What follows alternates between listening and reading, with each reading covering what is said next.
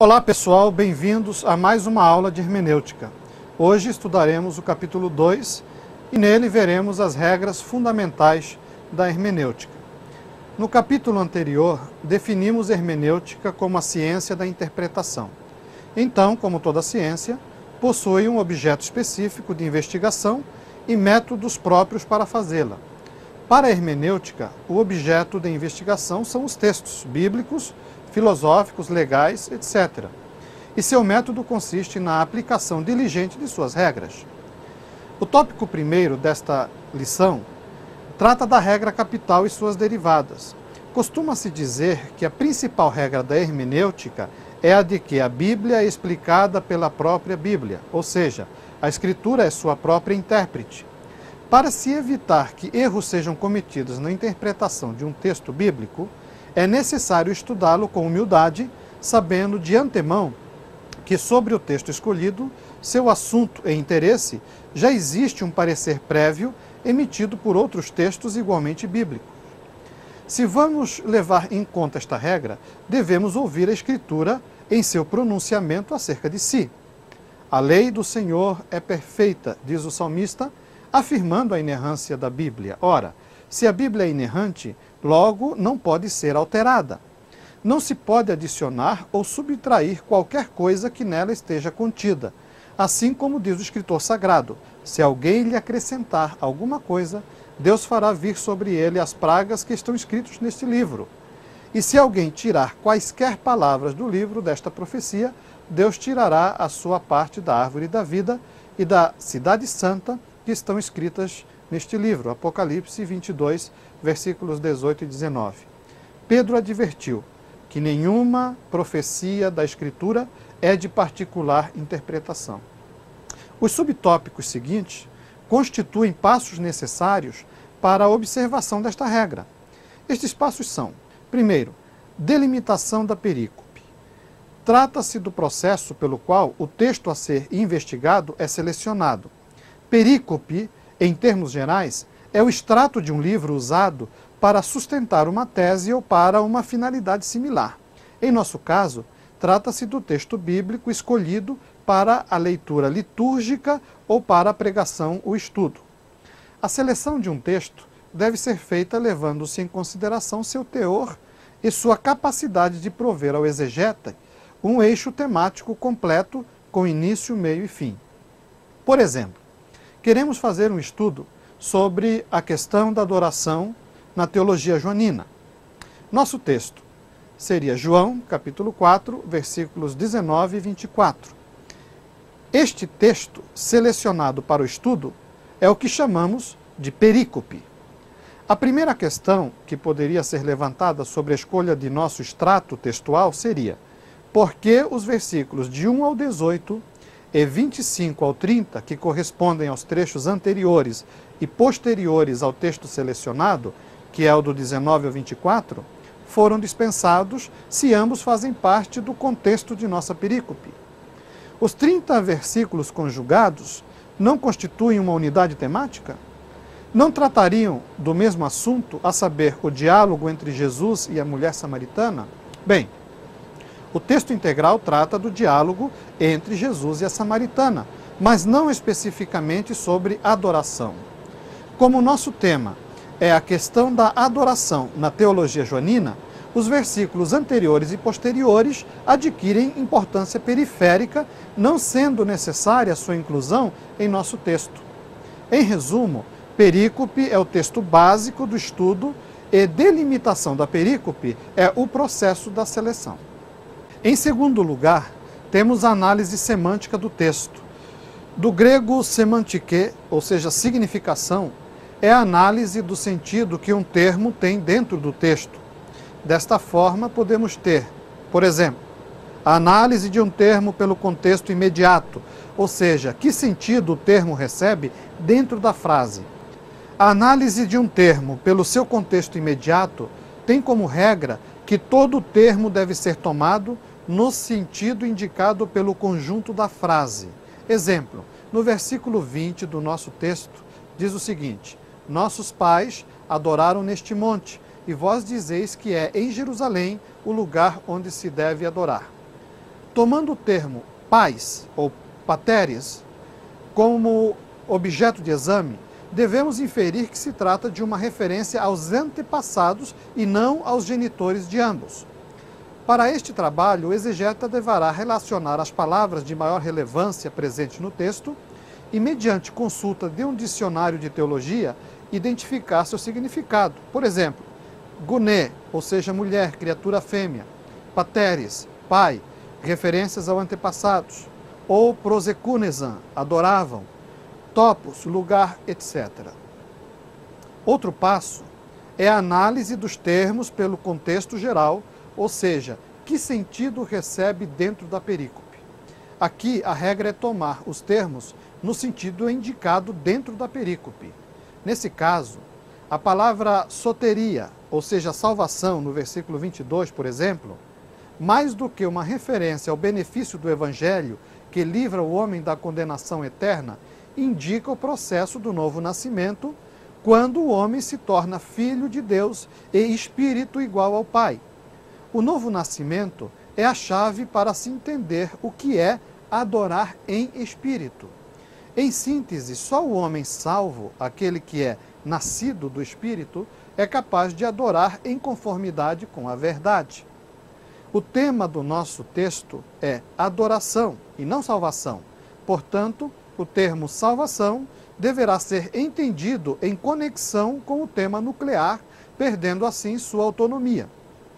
Salvação deixa de significar processo de livramento da morte eterna e passa a significar o processo pela qual um indivíduo se torna um adorador. Por esta regra, é importante que se tenha clara compreensão do contexto, a fim de que uma determinada palavra tenha seu real sentido compreendido. Outra forma é a análise dos objetivos. É outro passo importante na direção da compreensão semântica do texto. Trata-se da compreensão de um termo ou frase pela finalidade do texto. Para este trabalho, a regra é considerar a finalidade do texto em que estão inseridos os termos obscuros com o propósito de compreendê-los. Neste caso, o primeiro passo é compreender o propósito do autor do texto. Tal compreensão pode ser adquirida mediante repetidas leituras do texto analisado. No texto escolhido para nosso estudo, o propósito de João parece ser o de demonstrar a falência das instituições religiosas judaicas denunciadas por Jesus e proclamar um sistema novo e eficiente de relação entre Deus e os homens. Assim, palavras espírito e verdade terão, por exemplo, a função de expressar o novo e verdadeiro modo de se adorar a Deus em detrimento do antigo método representado por Gerizim e Jerusalém. A palavra espírito ou pneumati pode significar isoladamente sopro, hálito, palavra ou mesmo um ser pessoal. Aqui, no entanto, comunica a condição daquele que adora em verdade, ou seja, em conformidade com a realidade revelada. Se Deus quer ser adorado, será melhor servido por seus pares, e estes são os que, à sua semelhança, são seres nascidos espirituais. Afinal, o que nasce da carne é carne, e o que nasce do espírito é espírito. Em vista disso, o termo espírito significa a condição essencial do adorador verdadeiro, e verdade, o modo da adoração autêntica. Somente esta interpretação pode dar conta de satisfazer o interesse do autor do texto. Espírito e verdade são expressões que descrevem a forma eficiente de adoração que substitui a falida parafernália da religião judaica e indiretamente todas as outras formas de religião. No tópico 2, nosso foco é a análise morfogramatical. Trata-se da análise dos vários elementos gramaticais contidos num texto. Se é relevante arrolar palavras de relevância num texto, é igualmente necessário analisá-los como elementos gramaticais. A morfologia trata da estrutura e formação das palavras, bem como da sua classificação. Com o auxílio de um léxico e um dicionário de teologia, é possível realizar um bom trabalho de análise morfogramatical. Em primeiro lugar, se faz necessário respeitar o vernáculo, levar em conta as regras do próprio idioma é de fundamental importância. Embora pareça desnecessário que esta observação seja feita, são frequentes os erros de interpretação cometidos em decorrência do desrespeito às regras gramaticais. Um exemplo disso é o que ocorre com a interpretação de João, capítulo 5, versículo 39. No texto, Jesus censura os judeus por rejeitá-lo com as seguintes palavras: examinais as Escrituras, porque vós cuidais ter nela a vida eterna, e são elas que de mim testificam. Tenho observado com certa frequência este versículo ser utilizado como um mandamento. Pregadores e até professores entendem no termo examinais como uma ordem de Jesus e citam o versículo como base para afirmar a necessidade de se estudar a Bíblia. Embora a intenção seja nobre, não é isso que o texto assevera. Observem que o verbo está sendo conjugado na segunda pessoa do plural do presente do indicativo, vós examinais, e não no imperativo, examinai. Sendo assim, Jesus está fazendo uma observação. Ele diz, vocês examinam, e não está dando mandamento como examinem. E quanto aos termos originais? Tanto quanto for possível, devemos analisar as palavras na sua forma original. Vamos utilizar uma palavra do nosso texto. Prosekunesam, ou seja, adoravam. Trata-se de um verbo indicativo auristo, ativo, terceira pessoa do plural. Embora o auristo do indicativo indique o tempo passado, traz em si uma característica chamada de constativa. Isto significa que, apesar da mulher samaritana referir-se à ação dos seus antepassados, o lugar em questão continuava sendo sagrado e lugar de culto para os samaritanos. No tópico 3, estudaremos os estilos literários. Como a Bíblia é uma coletânea de escritos judaicos, seus estilos literários são variados. Nas páginas do Antigo e do Novo Testamento, encontramos formas que vão da poesia aos oráculos, do romance à história, de adágios populares a ensinos doutrinários. Vejamos alguns exemplos e a forma exata de interpretá-los. Uma história ou narrativa. Trata-se do registro dos eventos ocorridos em um determinado lugar durante um determinado tempo. Tanto o Antigo como o Novo Testamento trazem textos históricos. Livros como Êxodo, Josué, Reis, os Evangelhos ou Atos dos Apóstolos possuem características de textos históricos. Seus autores registraram a sequência de fatos que marcaram sua época. Como os textos históricos pretendem apenas relatar os acontecimentos, é bom tomarmos cuidado com conclusões doutrinárias ou justificativas litúrgicas ou morais a partir deles. Não é porque a Bíblia diz que Jesus foi batizado no Jordão que todos devem observar tal ordenância no referido rio. Outro estilo abundante na Bíblia é a poesia. São textos escritos de forma poética. Não são textos explicativos ou de características didáticas. O propósito dos textos poéticos é inspirar o leitor ou ouvinte a meditar ou refletir as relações com Deus e seus semelhantes. Os textos poéticos evocam sentimentos e oferecem auxílio em como nos expressarmos diante de Deus. Sua linguagem é essencialmente emotiva e não didática. O texto do Salmo 51, por exemplo, quando o salmista diz, em pecado me concebeu a minha mãe, não está ensinando que a concepção é pecaminosa. Trata-se apenas de um lamento pelo fato de ser o salmista um pecador. Os salmos oferecem 3 benefícios ao leitor. Orientação para o adorador, nesse caso serve como recurso litúrgico. Estímulo a uma relação honesta com Deus, ou seja, nossas orações devem ser honestas, sem que omitamos nossos vícios, mágoas ou desacordos, e reflexão acerca do que Deus faz por nós. Entre os textos poéticos encontram-se os chamados salmos imprecatórios. São salmos carregados de maldições desejadas contra desafetos, porém dirigidas a Deus. O intérprete cuidadoso não tomará, por exemplo, o Salmo 137, do versículos 8 e 9, para concluir que alguém poderá ser feliz arremessando filhos de desafetos contra pedras. Ah, filha de Babilônia, que vai ser assolada, feliz aquele que te retribuir consoante nos fizestes a nós. Feliz aqueles que pegarem teus filhos e der com eles em pedras. Nenhum intérprete sensato tomará estas palavras como uma orientação a ser seguida, mas entenderá como uma expressão dos sentimentos de uma nação escravizada. Um aplicativo interessante para textos como este é a de que melhor é dizer a Deus, de quem não escondemos nada, o que estamos sentindo, ainda que seja ódio, do que agir sob tal sentimento. Na Bíblia também há profecias. São mensagens proclamadas por mestres chamados para falar com autoridade em nome de Deus.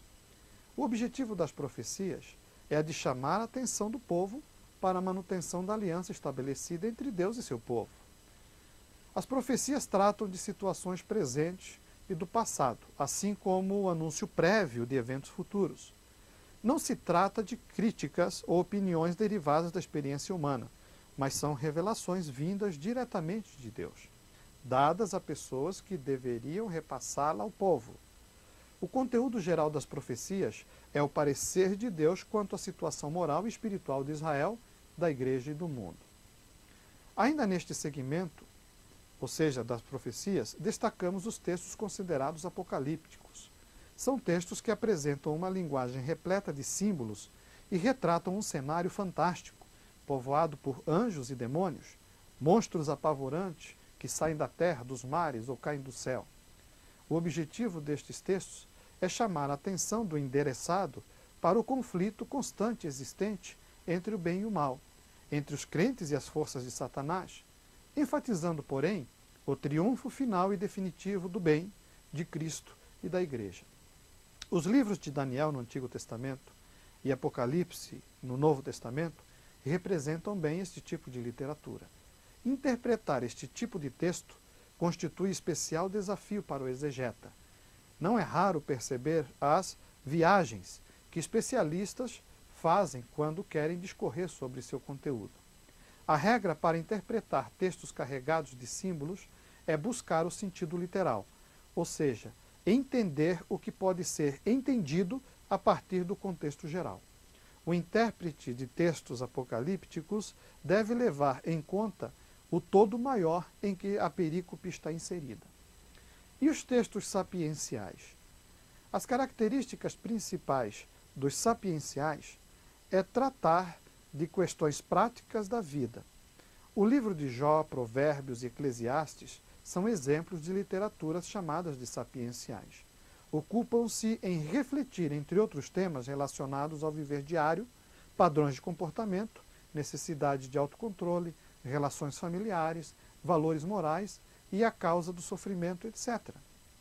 Uma das características dos livros sapienciais é trazer, em geral, conclusões ou opiniões destituídas de provas argumentativas. Observe esse texto.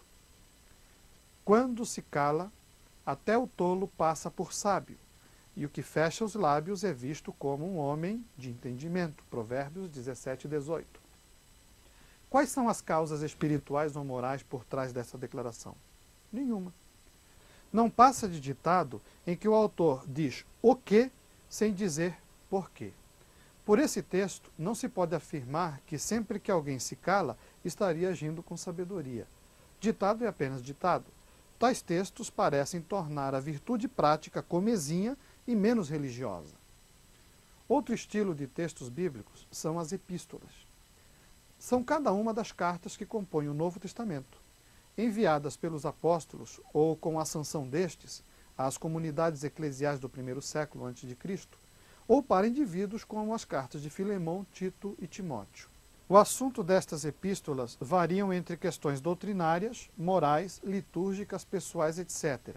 O objetivo destas cartas é orientar os cristãos quanto à prática da vida piedosa e o modo cristão de crer. Para uma boa exegese das epístolas, o intérprete deve observar pelo menos 3 procedimentos fundamentais. Primeiro, identificar os destinatários. Quem são eles? Algumas cartas, como as de Filemão, Timóteo ou Tito, foram escritas para indivíduos com orientações pessoais específicas. A carta a Filemão, por exemplo, não possui características teológicas, no entanto, possui grande apelo ético. Fora escrita a um homem a quem Paulo pede ações filantrópicas em favor de um escravo. A Timóteo e Tito, Paulo prescreve procedimentos próprios do ofício pastoral e comportamento compatível com a liderança cristã. Outras cartas foram direcionadas a comunidades inteiras, como as cartas escritas aos Romanos, Coríntios, Filipenses e as cartas chamadas universais, como as epístolas de Pedro e João. Estas contêm instruções doutrinárias, mandamentos e ordenanças e reprimendas a pecados ou distorções teológicas. Em segundo lugar, o intérprete deve identificar o objetivo da epístola. A palavra-chave é: o que está acontecendo entre os destinatários? O eixo temático de 1 Coríntios, por exemplo, se assenta sobre as sérias distorções que estavam acontecendo ali.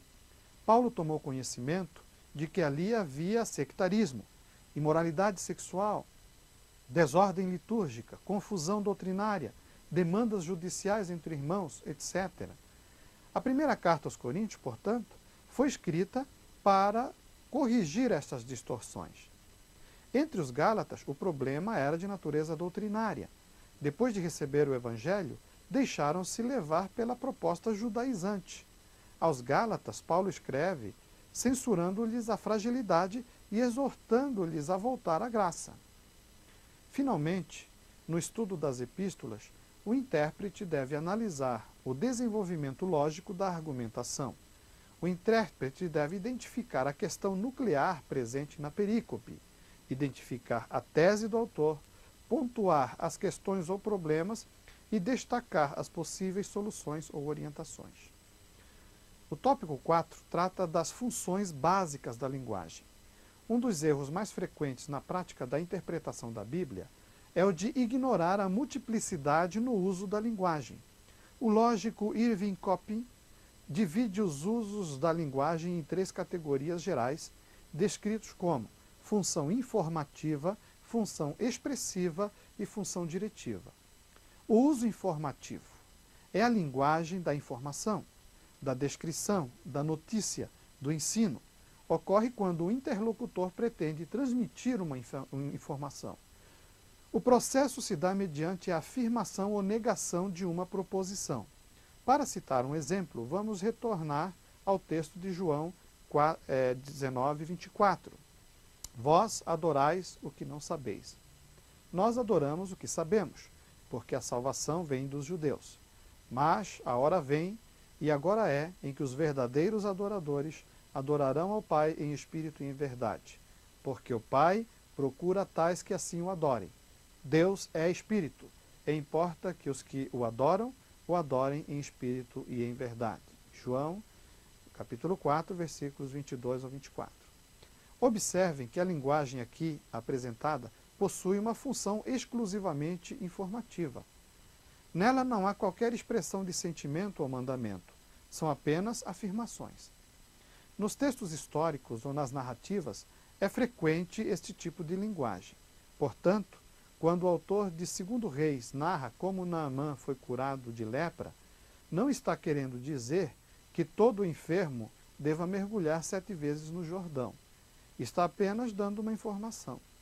Da mesma maneira, ao descrever como os enfermos buscavam a oportunidade de que ao menos a sombra de Pedro os cobrissem, não significa que temos, da parte de Lucas, alguma orientação para tratarmos com os enfermos. A segunda função da linguagem é o uso expressivo. O uso expressivo da linguagem se dá quando a necessidade é de exprimir emoções ou sentimentos. De acordo com Irving Copping, a linguagem tem uma função expressiva quando é usada para dar expansão a sentimentos e emoções ou para comunicá-los. Está presente na poesia ou nas expressões mais ordinárias dos nossos sentimentos, como susto, mágoa, entusiasmo, etc. Com ela, censuramos, murmuramos, elogiamos, encorajamos. Fazemos declarações de amor ou promessas infactíveis, etc. No trabalho hermenêutico, deve-se ter especial cuidado quando o texto analisado apresenta este tipo de linguagem. Salmos e cantares, por exemplo, são cheios de expressões exageradas, carregadas de emoções próprias das poesias. Não se pode, a partir de então, ensinar que o crente não deve ter medo com base no Salmo 23, versículo 4, ou a partir deste texto achar que o salmista não sentia medo. Neste texto, Davi não está dando nenhuma lição ao mandamento. Está apenas expressando seus sentimentos com relação a Deus e sua confiança nele no momento de refrigério e conforto espiritual. No Salmo 51, em contraste com o 23 e 27, a linguagem empregada por Davi revela um homem angustiado pelo pecado, sofrendo as torturas aplicadas por um senso de culpa e medo implacáveis. A ameaça de Raquel, dá-nos um filho, ou senão eu morro, não era uma declaração clínica de que a infertilidade lhe fosse um distúrbio letal, nem de que estaria disposta ao suicídio. Era apenas um desabafo motivado pela inveja que sentia de Leia. No Novo Testamento, ao dizer a Jairo, não temais, Jesus não estava proibindo o sentimento de medo, mas, como fizera em outras ocasiões, estava encorajando um pai aflito. A linguagem expressiva pode ser usada tanto para expressar emoções como para provocá-la nos ouvintes ou leitores. Existe também o uso diretivo. A linguagem diretiva é empregada sempre que se pretende causar uma ação ou impedi-la. Ordens e pedidos estão entre os exemplos mais habituais. Os 10 mandamentos constituem exemplo clássico do uso diretivo da linguagem. E apesar de haver muitos mandamentos e pedidos nas páginas da Bíblia, é preciso identificar se há neles aplicabilidade para nós. Não é porque o texto apresenta um pedido ou uma ordem que devemos partir para a ação. Ninguém questionaria a validade de um texto como não matarás ou não furtarás, bem como a sua aplicabilidade. Entretanto, fica difícil atender ao pedido de Paulo para ir a Troade. Impossível ainda seria passar na casa de Carpo e pegar sua capa para levar-lhe na prisão. Não é porque num texto bíblico o uso diretivo da linguagem está presente que deve ser tomado como mandamento para nós. Será preciso analisar outros fatores de relevância hermenêutica, como as que veremos nos capítulos seguintes. Bem, por hoje é só. Um bom descanso para vocês.